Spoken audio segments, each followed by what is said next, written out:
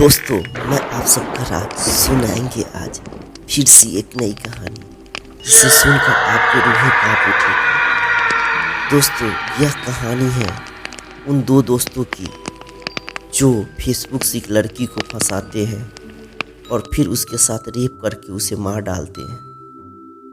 और इस कहानी में मैं और एक होटल सुनते हैं दोस्तों आगे। ये बात उन दिनों की है जब मैं दिल्ली से लखनऊ अपने किसी काम के लिए अपनी ही गाड़ी से जा रहा था। समय जनवरी का था। जनवरी में कोहरे के साथ साथ सर्द हवाएं भी चल रही थी। मुझे घर से निकलते निकलते लगभग रात के 8 बज गए थे। मैं अकेला ही लखनऊ जा रहा था।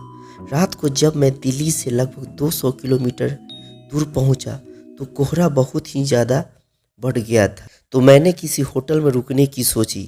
तो कुछ ही दूर पर मुझे एक छोटा सा होटल दिखाई पड़ा और मैं वहां पर चला गया। मैं उस होटल में एक रूम बुक कराया और कुछ खाकर सोने के लिए चला गया। होटल बहुत ही पुराना था।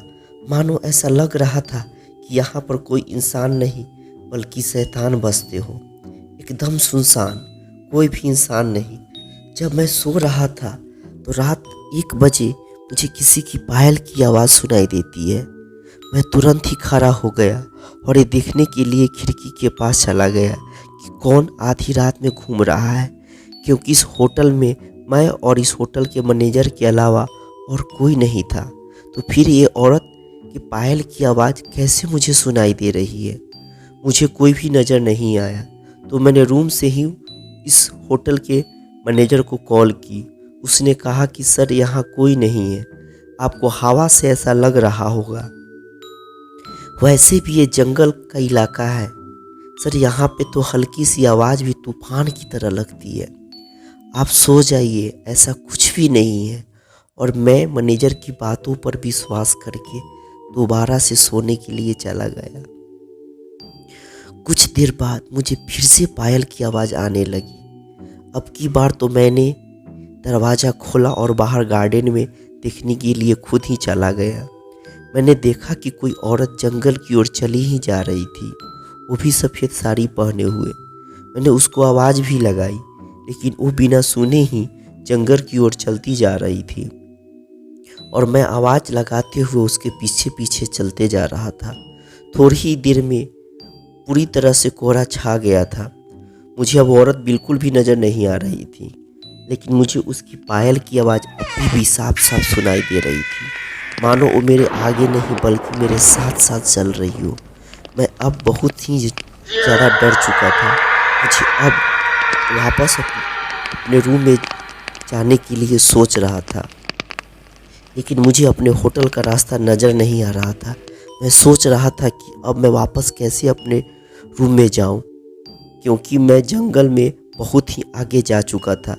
लेकिन वो पायल की आवाज़ मेरे पीछा नहीं छोड़ रही थी, वो मेरे साथ ही थी। और मैंने ज़ोर ज़ोर से चिल्लाना शुरू किया और पीछे की तरफ भागने लगा।